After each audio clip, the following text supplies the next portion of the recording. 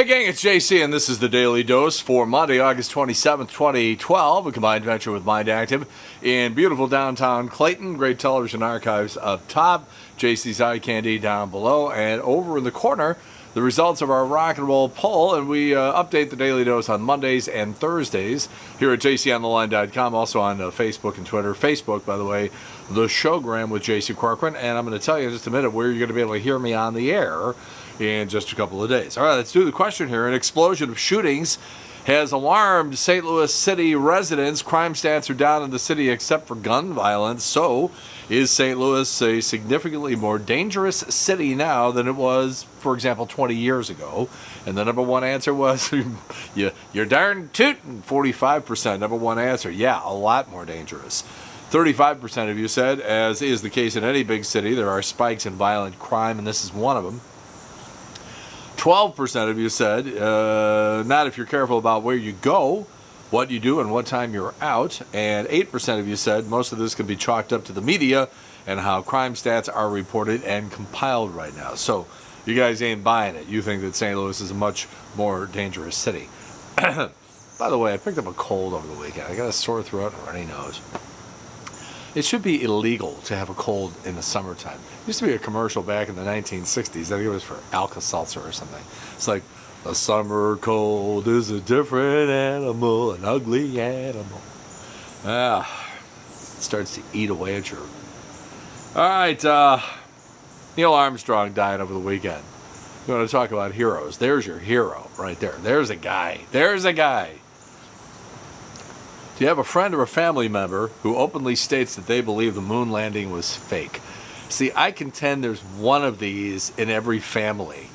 All right? So answer yes, no, or actually it's me who believes it was a fake. That's our rock and roll poll question. Answer down in the corner, and we'll let you know the results when we come back here on Thursday. Yeah, Neil Armstrong. Now, let me just tell you something. If you want to see a real good movie, and this is a fantastic movie, I would say this is probably on my list of top 25 all-time films, and you've probably never heard of it. Sam Neill, who was in Jurassic Park and stuff like that, and then the guy from Seinfeld and a couple of other TV shows, Patrick Warburton.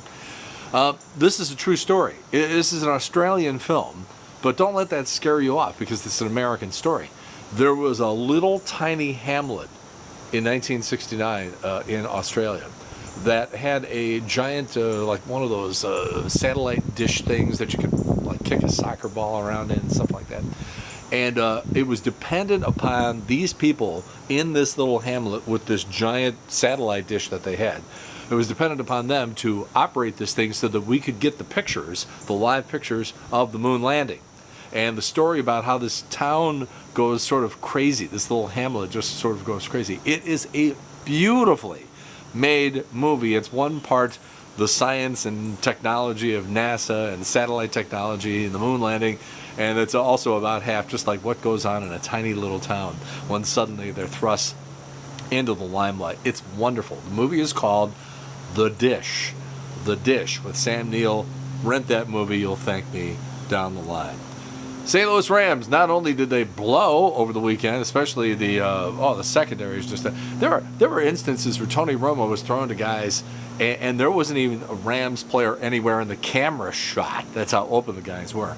And on top of it, the broadcasts sucked. They always suck. Marshall Faulk's trying to sort of learn the job he's trying to learn the job while he's doing the job. And then you got this ape-faced guy who does the play-by-play. And on top of it, the technicians apparently don't know what's going on either because it was like just before the half, and they had the Rams beating Kansas City 17-6 on the graphic. There's only one problem. First of all, the game was against Dallas, not Kansas City, and second of all, the Rams were losing. But why split hairs, right? We're amongst friends. All right, let's talk about the storm. By the time we reconvene here on Thursday, we're going to know whether or not we here in St. Louis are going to get a bunch of Hurricane Isaac, and it's starting to look like it, too. We could get some heavy rain. By the same token, I'm not sure anybody's going to complain about that. Now, the problem is it's the Labor Day weekend, and then people are going to get pissed off. By the way, kudos to Dave Murray for giving himself an F rating for the month of July when he does his big long-range half-hour specials about the weather, and then he goes back and he grades himself on how he did as far as his predictions. So that was good. By the way, he's saying hot October, very hot September, preceded by the whole thing. Okay, so you got that. And then it's going to turn sharply colder in late November. So you're going to have a hot September, a hot October, and then in November starts out above average, and then bango, the whole thing just comes crashing down. And it will remain dry. We got ourselves a drought, folks. So any of this rain we can get from Hurricane Isaac, I think people will take. Speaking of weather, can a man act like a man on TV? Channel 5 has this new weather guy, Chester Lampkin, who might be the most effeminate male I have ever seen on television. You know, Cindy is more... Never mind. Bree, just bring it on, okay? New FTC report says only 2% of people in the St. Louis region, only 2% don't have access to broadband internet. However, if you go to Washington County, Missouri, that number jumps to 46%. And in Calhoun County in Illinois, the number jumps to 85%. Broadband internet, it's 2012. All right. I told you I was going to be on radio next 2 Sundays. The 2nd and the 9th, I'm going to be doing the 9 to noon show on WGN in Chicago. It's an entertainment show, filling in for a guy who does an entertainment show on Sundays. And I'm filling in on next Sunday and then the Sunday after that. And we're going to have all sorts of guests and cool stuff and everything like that. And so, again, WGN in Chicago, you can listen online, WGNradio.com, or on your smartphone. Just download the app TuneIn Radio, and you get like 40,000 stations from around the country, so that's pretty cool. All right, what do we got here? NBC.com, going back to the Neil Armstrong thing, NBC.com said astronaut Neil Young died. What are you going to do? KSL TV, the NBC affiliate in Utah, refusing to carry the upcoming sitcom The New Normal about a single mother who agrees to be a surrogate for a gay couple. Ellen Barkin in this whole thing. This is the station that refused to run the Playboy Club last fall. Jennifer Lopez, by the way, in the meantime, developing a new show for ABC called The Fosters. It's about a lesbian couple raising a multi-ethnic mix of foster and biological kids. I don't know about you, but I am salivating. I almost can't contain myself. I can't wait to see what The Daily Show and The Colbert Report have cooked up for the Republican convention down in Florida. If you're watching this on Monday, nothing tonight. Normally they have live shows, but it's preempted, and they start with the live shows on Tuesday night, so Tuesday and then through the week. Lynyrd Skynyrd, by the way, scheduled to perform at the Republican convention, but it was canceled because of the tropical storm. You are probably going to see flashes of Three Doors Down, Taylor Hicks and Danny Gokey, Trace Adkins. You can see that coming. According to a new survey by a makeup company, the average woman spends over 3 hours fixing her hair and makeup before going out. 3 hours? What? That adds up to 43 weeks over the course of her life, almost 11 months. New trend in China where people are buying T-shirts with a black diagonal stripe across them, so it looks like they're wearing a seatbelt. Just put on the friggin' seatbelt.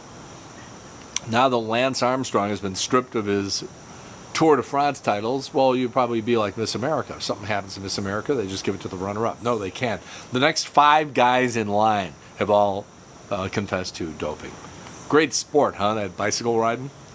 On Friday in Quebec, a 30-year-old bride was posing for wedding photos near a waterfall. Now, if you've been near a big waterfall, you know that the mist comes up, and it takes a long time to take wedding pictures.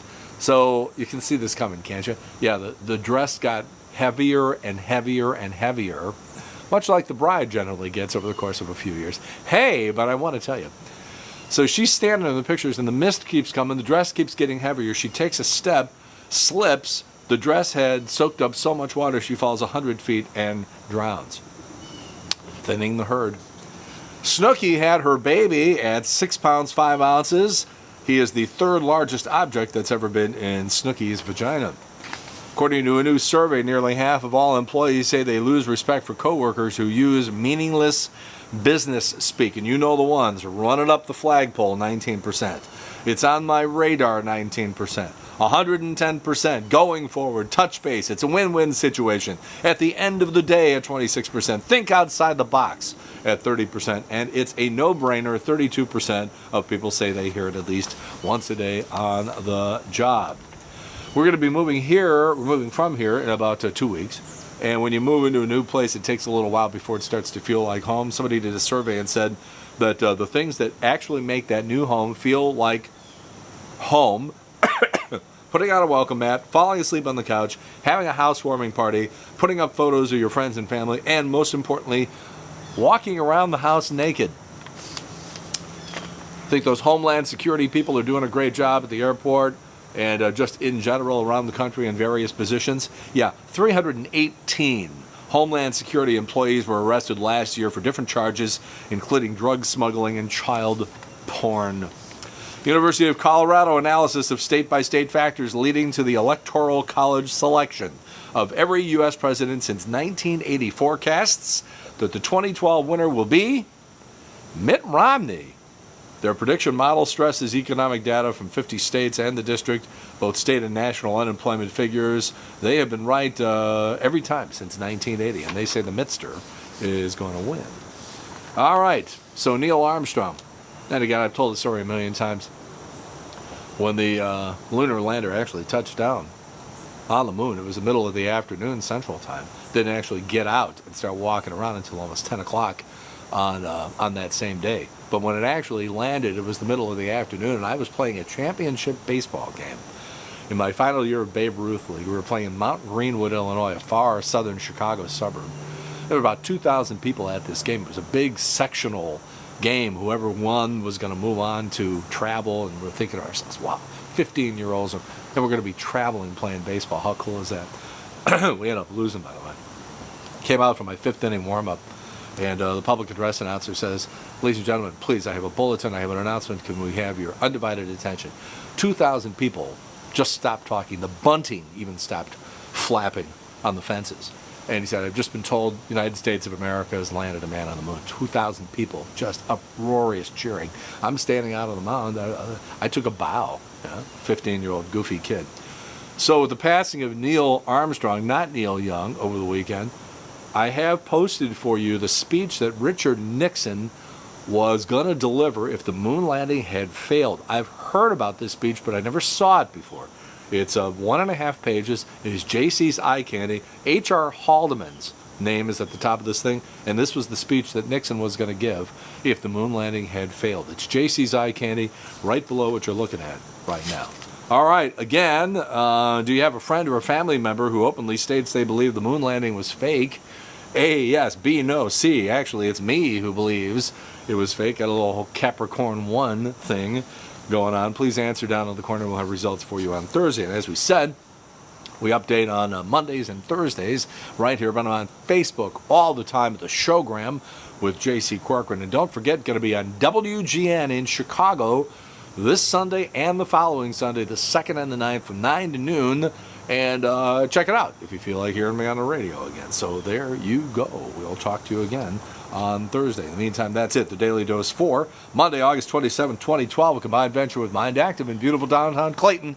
And in the meantime, we've beaten this one to death. Have a good one. See you later. Bye.